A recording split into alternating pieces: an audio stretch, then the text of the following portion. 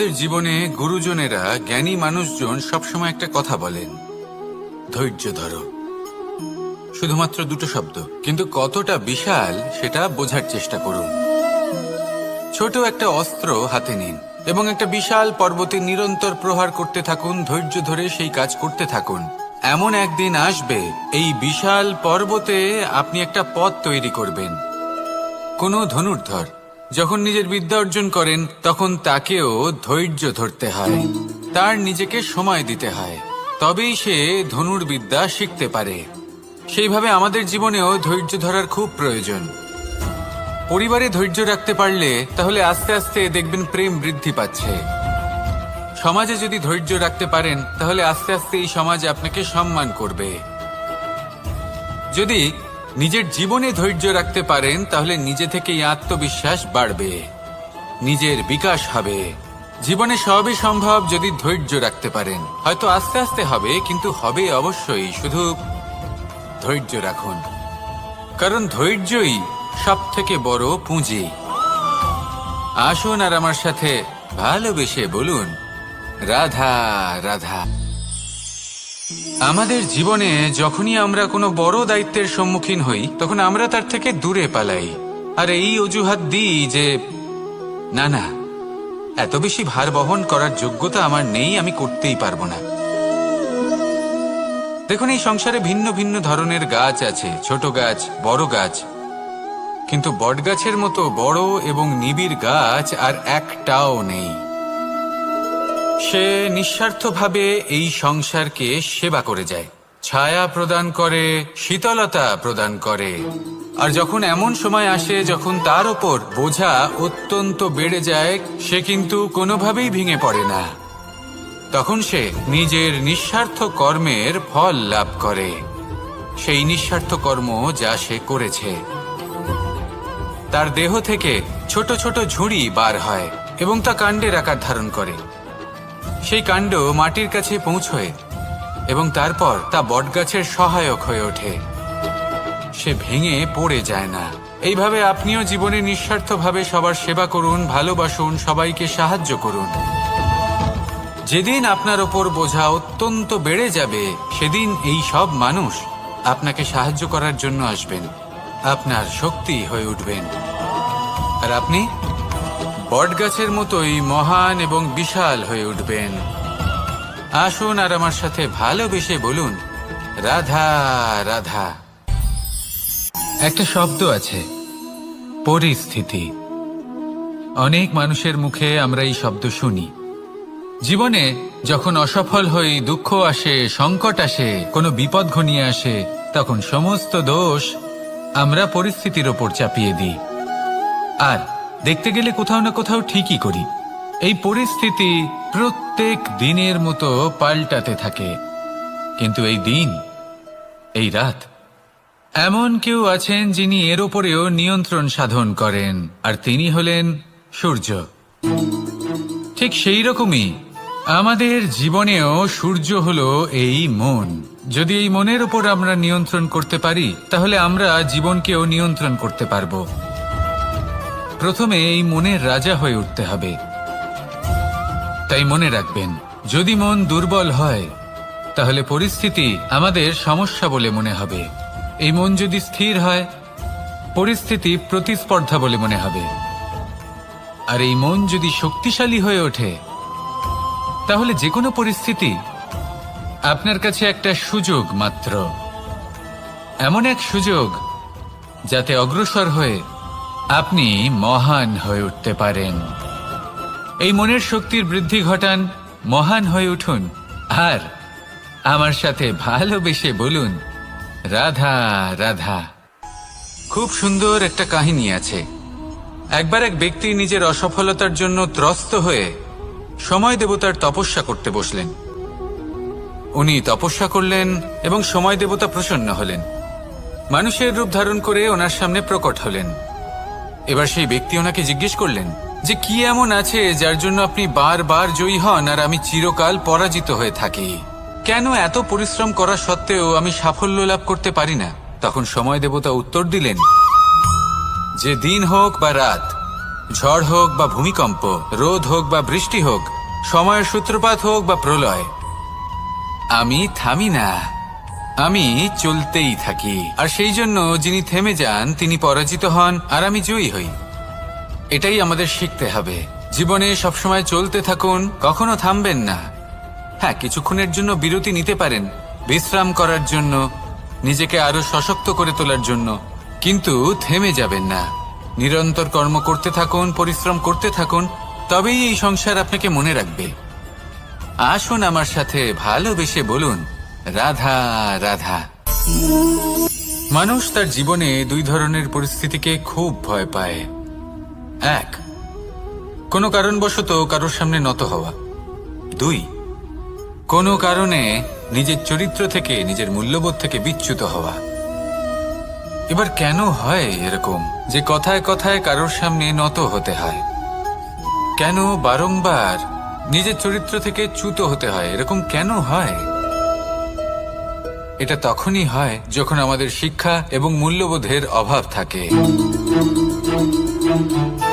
যদি মানুষের মধ্যে প্রকৃত শিক্ষা থাকে, তাহলে এই সংসারে কোনো সময় এবং কারোর সামনেই নত হওয়ার কোনো প্রয়োজন নেই। যদি মানুষের মধ্যে মূল্যবোধ থাকে, তাহলে তাকে নিজের মূল্যবোধ বা চরিত্র থেকে বিচ্যুত হতে হয় না, তা সে যাই হয়ে যাক না কেন।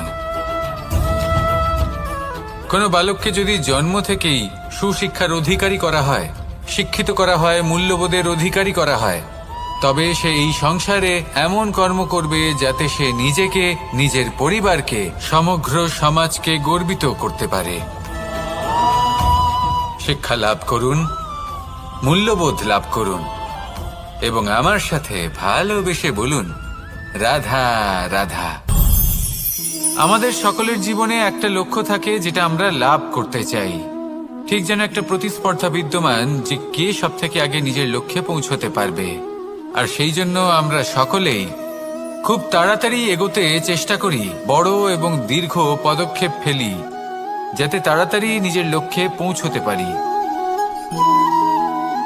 কিন্তু এক অত্যন্ত গুরুত্বপূর্ণ বিষয় আছে, সবসময় লক্ষ্য সামনে থাকবে না, কখনো কখনো তা খুঁজতে হয়। এই যাত্রা খুব কঠিন হতে পারে, আর ঠিক এই কারণেই সবসময় দ্রুত গতিতে চলা বা তাড়াতাড়ি পথে চলা সেটা আবশ্যক নয়। তার থেকেও বেশি গুরুত্বপূর্ণ হলো ভেবেচিন্তে তারপর পথ চলা। যদি ভেবেচিন্তে পদক্ষেপ ফেলেন, চলতে পারেন, তাহলে সেটাই সর্বশ্রেষ্ঠ পদক্ষেপ। কখন কোন দিকে যেতে হবে, কখন কোথায় দিক পাল্টানো যাবে না, কখন গতি বেশি রাখতে হবে, কখন কম, কখন থামবো, কখন চলবো, এই সব কিছুর বিষয়ে জ্ঞান অত্যন্ত গুরুত্বপূর্ণ, এবং ভেবে চিন্তে চলতেই হবে। সেই জন্য শুধু তীব্র গতিতে সামনে এগোলে চলবে না, ভাবনা চিন্তা করে এগোতে হবে। আসুন আমার সাথে ভালোবেসে বলুন, রাধা রাধা। পায়েস হলো আমার বিশেষ প্রিয়। এর মধুর স্বাদ মনকে প্রফুল্ল করে তোলে। ছোটবেলায় মা আমার জন্য পায়েস বানাতেন এবং আমাকে বলতেন যে গরম থাকতে থাকতে খেয়ে নে কানাই, ঠান্ডা হয়ে গেলে ভালো লাগবে না। কিন্তু আমিও দুষ্টু ছিলাম, ঠান্ডা হওয়া পর্যন্ত অপেক্ষা করতাম, আর ঠান্ডা হয়ে যাবার পরে মার কাছে যেতাম আর ওনাকে বলতাম যে মা, পায়েস তো ঠান্ডা হয়ে গেছে, এটা গরম করে দিন। তখন মা হাসতেন আর বলতেন যে পায়েস না হয় আমি আবার গরম করে দেব কানাই, কিন্তু এর মধুর স্বাদ, সেই মিষ্টত্ব, সেই সুবাস, সেটা আবার ফিরে আসবে না। কথাটা সত্যি, আর এই সত্যটাই আমাদেরও জীবনের সত্য। আমাদের জীবনের মধুর সম্পর্কগুলি, এতে যখন কটুভাব প্রবেশ করে তখন সেই মিষ্টত্ব ফিরিয়ে আনা প্রায় অসম্ভব ব্যাপার হয়ে যায়। আপনি চেষ্টা করে সেই সম্পর্ক ঠিক করতেই পারবেন, তার জন্য অগাধ পরিশ্রম করতে হবে, কিন্তু আবার সেই মিষ্টত্ব কখনো ফিরে আসবে না। সেই জন্য আপনার জীবনের যে মধুর সম্পর্ক আছে, যতটা সম্ভব চেষ্টা করুন তাতে মিষ্টত্ব বজায় রাখতে। কটুভাব আসতে দেবেন না। আসুন আর আমার সাথে মধুর স্বরে বলুন, রাধা রাধা। শব্দ, শব্দ আসলে কি? শুধুই কয়েকটি অক্ষরের সমষ্টি, নাকি আমাদের বাণী, এই শব্দ এমন এক শক্তি যা কাউকে এই নিজের বশবর্তী করে ফেলতে পারে। শব্দ এমন এক অস্ত্র যা কাউকে ক্ষত বিক্ষত করে দিতে পারে। এই শব্দ হলো একটি নাদ স্বরূপ যা কোনো ঘুমন্ত ব্যক্তিকেও জাগিয়ে তুলতে পারে এবং নিজের লক্ষ্যের দিকে অগ্রসর করতে পারে। শব্দে এত শক্তি আছে যে কারোর মনে এতটা আঘাত দিতে পারে যে সে হয়তো জীবনে আর কখনো এগোতেই পারল না। তাহলে এই শব্দের প্রয়োগ খুব ভেবেচিন্তে করবেন। এবং এই শব্দের মতোই হলো নীরবতা। অনেক সময় এই নীরবতা আমাদের সহায়ক হয়ে ওঠে। অনেক সময় এটা আমাদের অনুশোচনাকে অনেক বেশি বাড়িয়ে তুলতে পারে। ভীষ্ম পিতামহ, অঙ্গরাজ কর্ণ যখন দ্রৌপদীর বস্ত্রহরণ হচ্ছিল তখন এনারা নীরব ছিলেন। দুর্যোধনের বিরোধিতা করেননি, ওকে বাধা দেননি। আর তারপর কি হলো সেটা আপনারা সকলে জানেন। দেখতে গেলে নীরবতা চুপ করে থাকা, কিন্তু যদি কোনো দুষ্টের সামনে চুপ করে থাকেন, যদি তার বিরোধিতা না করতে পারেন, তাহলে এই নীরবতাই অনেক বড় পাপের আকার ধারণ করে। মনে রাখবেন আর আমার সাথে ভালোবেসে বলবেন, রাধা রাধা। আভূষণ। কার না ভালো লাগে এই আভূষণ? আমরা পরিশ্রম করি, ধন অর্জন করি আর আভূষণ কিনে থাকি, কখনো নিজের জন্য, কখনো বা তাদের জন্য যাকে আমরা ভালোবাসি, বা তাদের জন্য যাকে আমরা সম্মান করি। হয়তো সেই জন্যই সীতা চূড়ামণি ধারণ করেছিলেন এবং আমি সামন্তকমণি। কিন্তু এটাই কি সেই প্রকৃত আভূষণ যা আপনার মূল্য বৃদ্ধি করে? না। শ্রীরামের আভূষণ হলো ওনার নম্র ভদ্র ব্যবহার। মাতা সীতার আভূষণ হলো ওনার সততা, ওনার নিষ্ঠা, ওনার ত্যাগ। অর্জুনের আভূষণ ছিল ওনার একাগ্রতা। রাধার আভূষণ ওনার প্রেম। এই আভূষণ কোথাও নেই, আপনার মনে আছে। যদি আপনার মনে মিষ্টতা থাকে, তা শান্ত হয়, তাতে সততা থাকে, নিষ্ঠা থাকে এবং প্রেম থাকে, তাহলে আপনার অন্য আর কোনো আভূষণের কোনো প্রয়োজন নেই। আপনি যতই ভিড়ের মাঝে থাকুন, আপনার ঔজ্জ্বল্য চোখে পড়বে। আসুন আর আমার সাথে ভালোবেসে বলুন, রাধা রাধা। এই সংসারের সবথেকে বড় সত্যি হলো জন্ম এবং মৃত্যু, কিন্তু আরো বড় একটা সত্য আছে, মিত্র এবং শত্রু, যা আমাদের সকলের জীবনে থাকে। মিত্র সে যে আমাদের সঙ্গ দেয় এবং সংসারের সবথেকে উঁচু শিখরে আমাদের নিয়ে যায়, এবং শত্রু সে যে যে কোনো মুহূর্তে যে কোনো শিখর থেকে আমাদের নিচে ফেলে দিতে পারে। এবার বিচিত্র ব্যাপার হলো এটাই যে আমরা নিজেরাই এদের সাথে নিয়ে চলি, নিজেরাই এদের পালন করি। তা কি করে? প্রথমে বুঝুন এই মিত্র এবং শত্রু কারা। আপনার নিজের মন, আর কেউ নয়। এই মনই হলো মিত্র যখন তাতে ভারসাম্য বজায় থাকে, তা নিয়ন্ত্রিত থাকে, তা পবিত্র হয়। কিন্তু যদি এই মন অনিয়ন্ত্রিত হয়ে পড়ে, যদি আপনাকে সে নিয়ন্ত্রণ করতে শুরু করে, তখন সেই আপনার সবথেকে বড় শত্রু হয়। সেই জন্য এই মনের ওপর নিয়ন্ত্রণ রাখতে শিখুন, এতে ভারসাম্য বজায় রাখতে শিখুন। তাহলে আপনি এমন এক বন্ধুকে পাবেন যে আপনাকে এই সংসারের শিখরে পৌঁছে দেবে। আসুন আমার সাথে ভালোবেসে বলুন, রাধা রাধা। ঈশ্বর আসলে কে? সংসারের বেশিরভাগ মানুষের কাছে ঈশ্বর হলেন এই সংসারের রচয়িতা, পালনকর্তা। কারোর কাছে উনি জ্ঞাতা, কারোর কাছে উনি হলেন আস্থার প্রতীক, আবার কারোর জন্য শুধুমাত্র অন্ধ বিশ্বাস। কিন্তু এই ঈশ্বর কি কোনো শরীর, নাকি একটা বোধ, নাকি শুধুই শ্রদ্ধা? ঈশ্বর হলেন তিনি যিনি হলেন আপনার ইষ্ট। সেই জন্যই তো গুরু, মাতা, পিতা এনাদেরও ঈশ্বরই বলা হয়েছে। যাদেরকে আমরা ঈশ্বর বলে মনে করি, যারা আমাদের ইষ্ট, তাঁরা আমাদের একটি পথ দেখান, একটি দিকে চালিত করেন। সেই পথে চলে আপনি শুভ কর্ম করতে পারেন, আর যখন কোনো ব্যক্তি তার ঈশ্বরের আদেশ পালন করেন তখন সে নিজে থেকেই শুভ পথে অগ্রসর হয়ে যান। বেশ কয়েকজন মানুষ ঈশ্বরের ওপর আস্থা রাখেন এবং ভাবেন যে অনুচিত কোনো কাজ করা উচিত নয়, ঈশ্বর দেখছেন। ওনারা ভয় পান যে কোনো অনুচিত কর্ম করলে কে জানে তার পরিণাম কি হবে। এমন অনেক ব্যক্তি রয়েছেন যারা ঈশ্বরকে বিশ্বাস করেন এবং জানেন যে ঈশ্বর তাদেরকে দেখছেন, তাই যে যে শুভ কর্ম ওনারা করেছেন তার ফল তারা অবশ্যই পাবেন। এবার আপনি ভয় পেয়ে ঈশ্বরকে বিশ্বাস করবেন নাকি বিশ্বাসের দ্বারা ঈশ্বরকে বিশ্বাস করবেন, সেই সিদ্ধান্ত আপনারই। কিন্তু হ্যাঁ, যদি আপনার মনে ঈশ্বরের জন্য কোনো স্থান থাকে, যদি আপনার কোনো ইষ্ট থাকেন, যদি আপনি কাউকে ঈশ্বর মনে করেন যার প্রত্যেক আদেশ আপনি পালন করে থাকেন, তাহলে বলি ঈশ্বর কখনো আপনাকে অনুচিত পথে চালিত করবেন না। আসুন আমার সাথে ভালোবেসে বলুন, রাধা রাধা। এই সংসারে ভিন্ন ভিন্ন ধরনের গাছ আছে, অসংখ্য ধরনের প্রজাতি আছে। কিছু গাছ পাতা দিয়ে থাকে, কিছু ফুল, কিছু ফল। কেউ ছায়া প্রদান করে, কেউ শীতলতা প্রদান করে, কেউ নিজেকে খুব কষ্ট দিয়ে এই সংসারের বিকাশে সহায়ক হয়ে ওঠে। কিন্তু এই সবার মধ্যে একটা বিষয় কিন্তু সমান,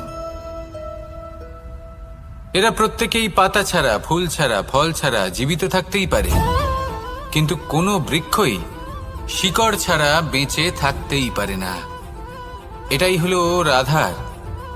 ঠিক সেইভাবেই আমাদের জীবনে শক্তি হোক, ধন হোক বা সাফল্য হোক, আমাদের বা আমাদের পরিবারের প্রসন্নতাই হোক, এই সব কিছুর আধার হলো, সবকিছুর মূল হলো পরিশ্রম।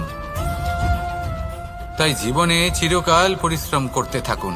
যদি আপনি জীবনে মহান হবার পথে অগ্রসর হতে চান, তাহলে পরিশ্রম করুন। এই পরিশ্রম দ্বারাই নিজের পরিবারকে প্রসন্ন করুন, নিজের বন্ধুদের প্রসন্ন করুন, এই সমাজকে গর্বিত করুন। আসুন আমার সাথে ভালোবেসে বলুন, রাধা রাধা। কখনো কোনো বাগানের কোনো বৃক্ষকে দেখেছেন যেখানে সুগন্ধি ফুল থাকে, রসালো ফল থাকে? তখন মন প্রফুল্ল হয়ে ওঠে, মন থেকে সেই বৃক্ষের প্রতি ভালোবাসা জন্মায়।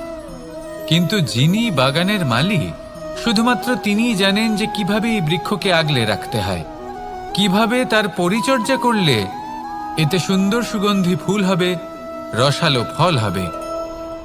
কখনো কখনো প্রয়োজনের থেকে বেশি রোদ পেলে এই বৃক্ষগুলি শুকিয়ে যায়, প্রয়োজনের থেকে কম রোদ পেলেও এই বৃক্ষ কিন্তু শুকিয়ে যায়। প্রয়োজনের থেকে কম জল যদি পায়, এই বৃক্ষ শুকিয়ে যেতে পারে। প্রয়োজনের থেকে অতিরিক্ত জল যদি পায়, তখনও এই বৃক্ষের শিকড়গুলি নষ্ট হয়ে যেতে পারে। এবার এটাই কিন্তু আমাদের সংসারের সাথেও হয়।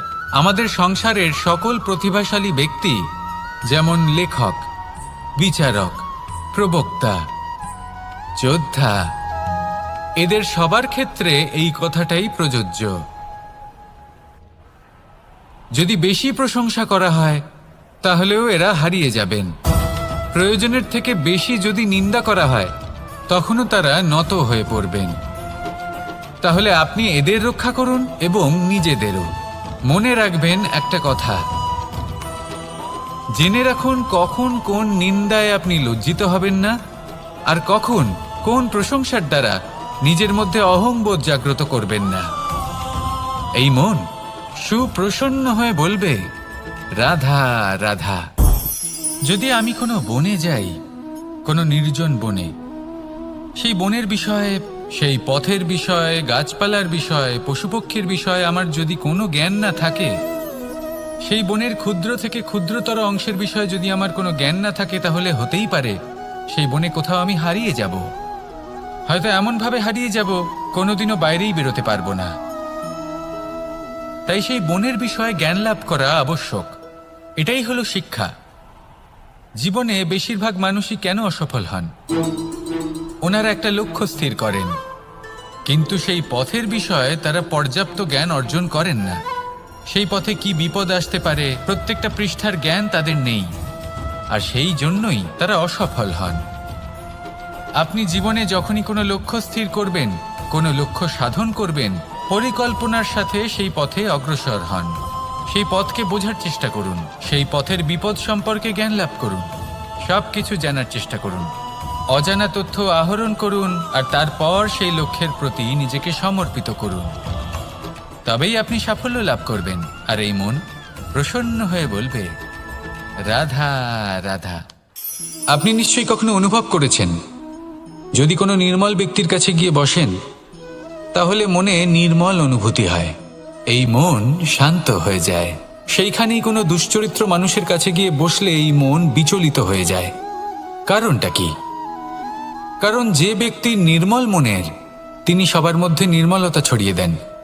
আমাদের অন্তরে যা থাকে আমরা সেটাই সবার মধ্যে বিতরণ করি।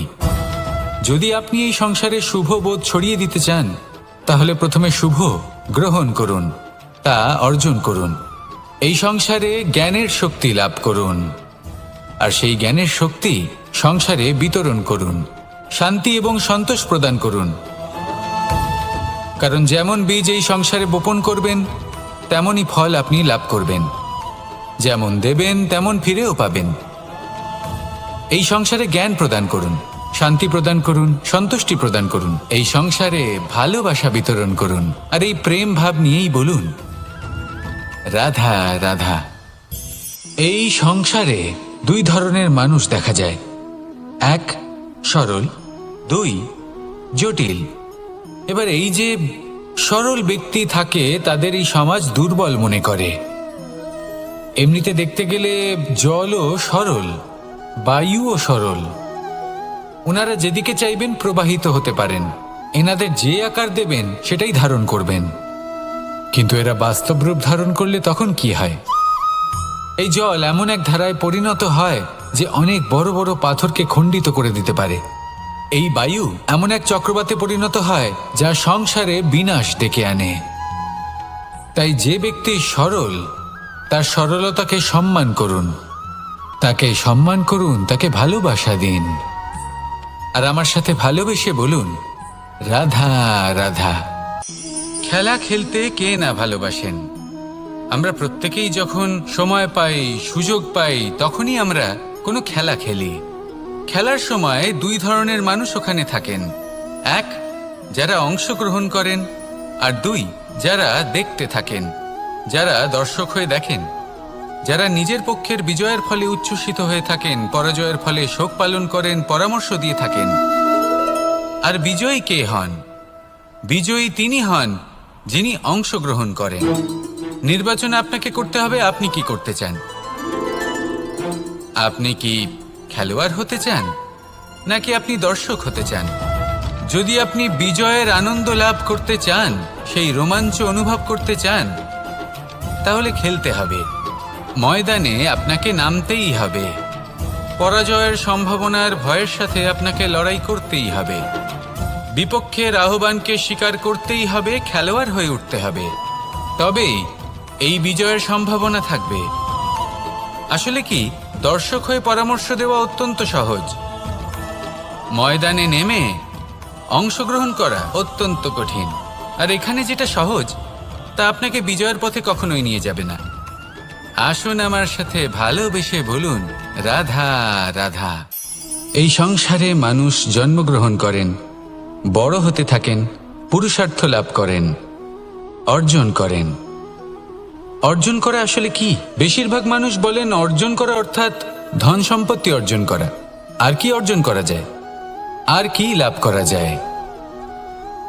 আসল প্রশ্ন হলো এটাই যে কি এমন আছে যা বাস্তব রূপে অর্জন করার যোগ্য। তা হলো ব্যবহার, জ্ঞান এবং সন্তোষ। কেন? কারণ আপনি যখন এই সংসার ছেড়ে চলে যাবেন, তখন আপনার ধন সম্পত্তি আপনাকে বিদায় জানাতে আসবে না। আপনাকে বিদায় জানাতে আসবে আপনার আপনজন, যাদের সাথে আপনার সুসম্পর্ক ছিল। সমগ্র সংসারে সহস্র মানুষ ধন অর্জন করে থাকেন। শ্রেষ্ঠ মানুষ হলেন তিনি যিনি ব্যবহার, জ্ঞান এবং সন্তোষ অর্জন করে থাকেন, একে সকলের মধ্যে বিতরণ করেন। তাই এটাই করুন, আর আমার সাথে ভালোবেসে বলুন, রাধা রাধা। এই সংসারের আরম্ভ থেকে এখনো পর্যন্ত এবং ভবিষ্যতেও একটা যুদ্ধ আছে যা হয়ে চলেছে, চলতেই থাকবে। পাপ এবং পুণ্যের মধ্যে যুদ্ধ, সত্য এবং অসত্যের মধ্যে যুদ্ধ। এই যুদ্ধ চলেই আসছে, আর এই যুদ্ধে যারা লড়েন তাদের আমরা সবসময় জয় জয়কার করি।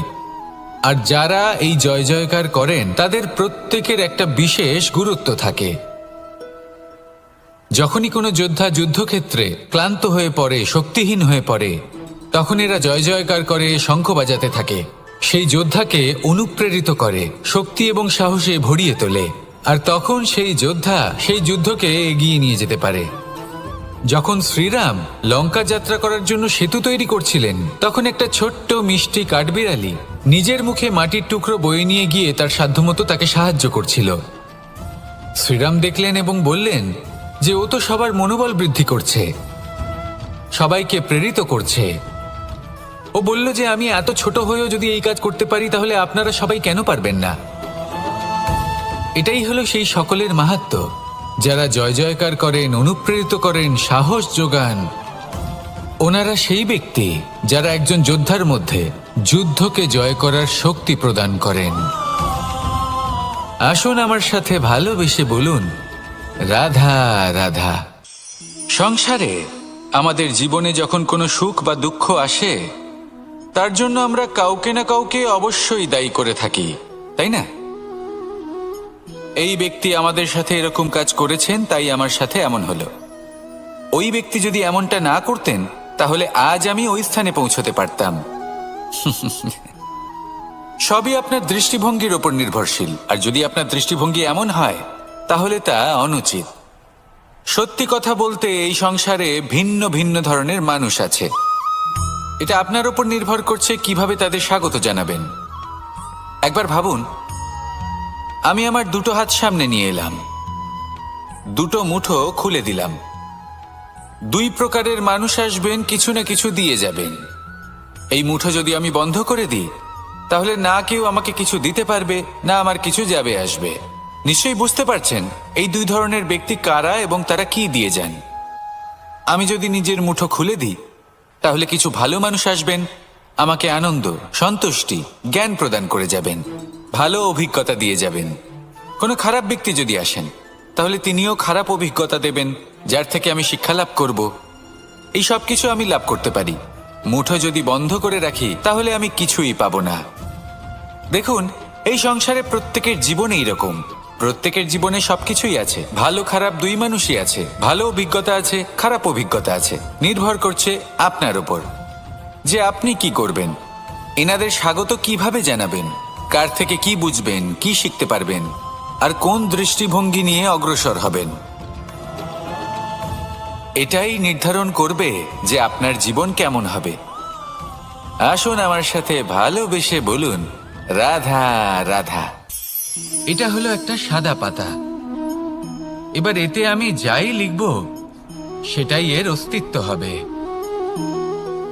এতে আমি প্রেমের কিছু কথা লিখে একে প্রেম পত্র বানিয়ে তুলতে পারি। মাতা পিতার জন্য একটা শুভ সংবাদ লিখতে পারি। শত্রুর বিষয়ে সতর্ক করব বলে সেনাকে একটা সংবাদ লিখতে পারি।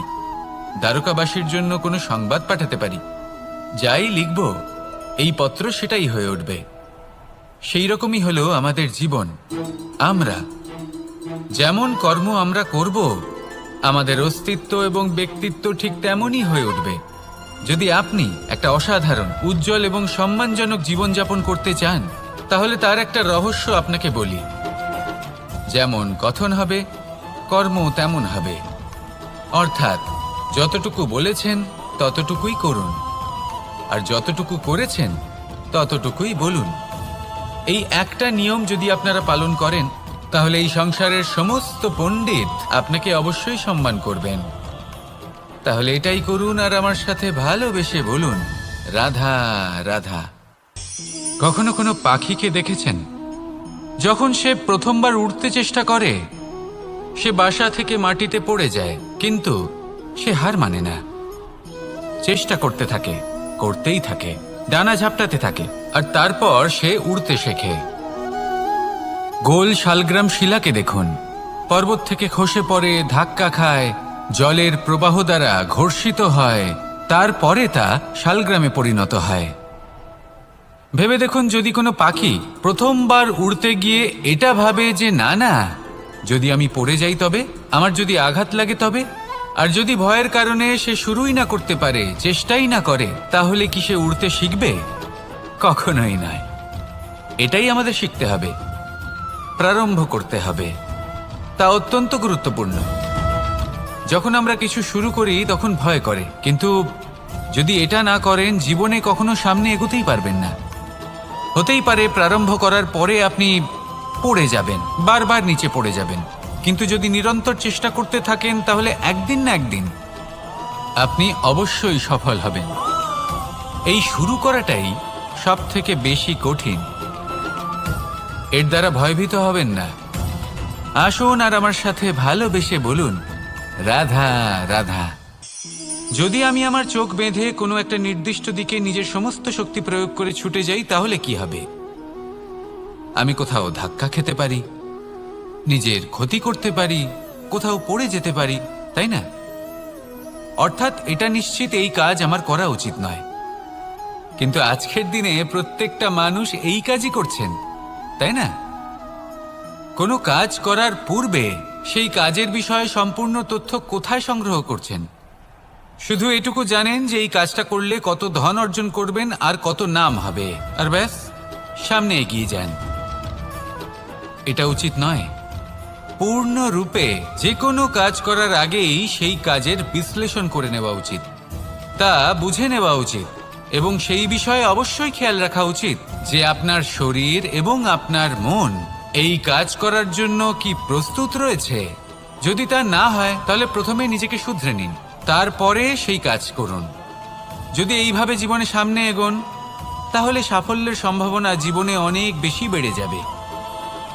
তাহলে এটাই করুন আর আমার সাথে ভালোবেসে বলুন, রাধা রাধা। এই সংসারের সব থেকে বড় যোদ্ধা কে? কেউ বলবেন অর্জুন, কেউ বলবেন ভীম, কেউ বলবেন হনুমান, আদি ইত্যাদি। কিন্তু এই সংসারের সব থেকে বড় যোদ্ধা আপনার মনের ভেতরে আছে, আপনার মনের মধ্যে আছে। সেই ব্যক্তি সব থেকে উঁচুতে পৌঁছতে পারেন যিনি নিজের অন্তরের খামতি বুঝতে পারেন, নিজের দোষ বুঝতে পারেন, তার সাথে লড়াই করেন এবং তার উপর বিজয় লাভ করেন। যে ব্যক্তি এটা শিখতে পারেন, যে ব্যক্তি এটার উপর জয়লাভ করতে পারেন, তিনি হলেন সব থেকে বেশি শক্তিশালী, সব থেকে বেশি বীর এবং সব থেকে বেশি পরাক্রমী ব্যক্তি। আমরা সকলে এই সংসারকে পাল্টাতে চাই। তার জন্য প্রথম পদক্ষেপ আপনাকে নিতে হবে, নিজেকে দোষমুক্ত করতে হবে। যদি মানুষ নিজের অন্তরের দোষ বুঝতে পারেন এবং নিজেকে দোষমুক্ত করতে পারেন, তাহলে এই সংসার নিজে থেকেই দোষমুক্ত হয়ে যাবে, তাই না? তাহলে নিজেকে দোষমুক্ত করুন আর আমার সাথে ভালোবেসে বলুন, রাধা রাধা। মানুষের জীবন সবসময় ন্যায় আর অন্যায়ের মাঝে ঘুরপাক খেতে থাকে। প্রত্যেক মানুষের মনে হয় কোথাও না কোথাও তার সাথে অন্যায় হচ্ছে। কেউ বলেন যে ভাগ্য আমার সাথে অন্যায় করেছে, কেউ আবার বলেন এই সংসার আমার সাথে অন্যায় করেছে। আর প্রত্যেকেই ন্যায় বিচার চাইতে বৈঠক দাবি করে বসেন। কখনো এই বিচার গৃহে যান, আবার কখনো ওই বিচার গৃহে। যদি সত্যি কথা বলি, এই সংসারের সব থেকে বড় বিচার গৃহ আপনার কাছেই রয়েছে, আপনার মন। আপনার মনই হলো সব থেকে বড় বিচার গৃহ। এ খুব ভালো করেই জানে কি শুদ্ধ আবার কি অশুদ্ধ, এর শুভ অশুভর জ্ঞান রয়েছে, এ সব জানে। দেখতে গেলে প্রত্যেকটা মানুষ যদি নিজের মনের কথা শোনেন, তাহলে তিনি ভালোভাবেই বুঝতে পারবেন তিনি কি উচিত করেছেন আর কি অনুচিত। দিনে একবার রাত্রের নিদ্রায় যাওয়ার পূর্বে নিজের সাথে বসুন, চোখ বন্ধ করুন আর বিচার করুন আজ আপনি কি উচিত করেছেন আর কি অনুচিত। আপনার মন সঠিক বিচার তখনই করে দেবে। আসুন আমার সাথে ভালোবেসে বলুন, রাধা রাধা। আপনি কখনো কোনো পাথরের বুক চিরে বয়ে চলা কোনো নদী দেখেছেন? পাথর নদীর সামনে নত হয়ে যায়, তাকে বাধা দিতে চেষ্টা করে কিন্তু কখনো বাধা দিতে পারে না। এই নদী হলো ততটাই শক্তিশালী, কিন্তু এর আরম্ভ কোথা থেকে হয়? দূরে কোথাও কোনো পর্বতের চূড়াতে এক বিন্দু জল ঝরে পড়ে আর তার সাথে হিম গলিয়ে দেয়। তারপর জলের শক্তি বৃদ্ধি পায়, তারপর অনেক বিপদের সম্মুখীন হয় আর অনেক ধরনের বাধা সে অতিক্রম করে। তার শক্তির এতটাই বৃদ্ধি হয় যে তাকে বাধা দেওয়া একেবারেই অসম্ভব ব্যাপার হয়ে যায়। দেখুন, নদী তো মহান বটেই, কিন্তু তাকে মহান করে তুলেছে কে? সেই সকল বিপদ যার থেকে ও কখনো পালায়নি। সেইভাবেই আমাদেরও বিপদ থেকে পালিয়ে গেলে হবে না, তার সম্মুখীন হতে হবে সাহসের সাথে, পূর্ণ শক্তি প্রয়োগ করে। তবেই আমরা শিখতে পারবো, তবেই আমরা সামনে এগোতে পারবো। যদি আপনি জীবনে কুন্দন হয়ে উঠতে চান, তাহলে জ্বলন সহ্য করতেই হবে।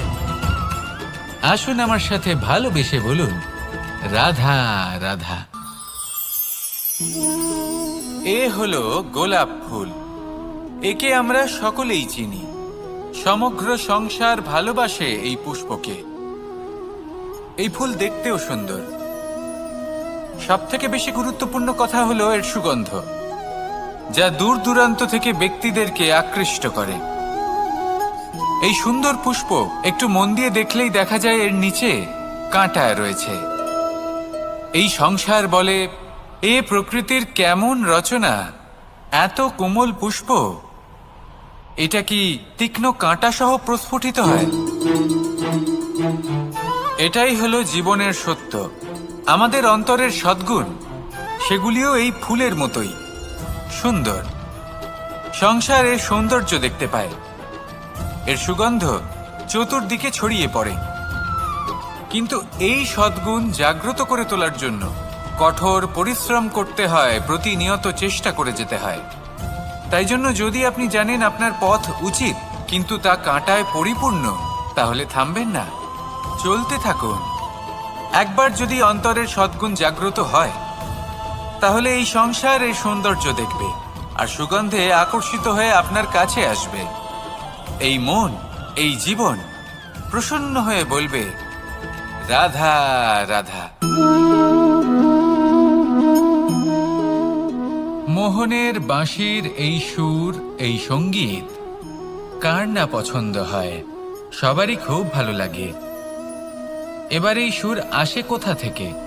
কেউ বলবেন কৃষ্ণের হৃদয় থেকে।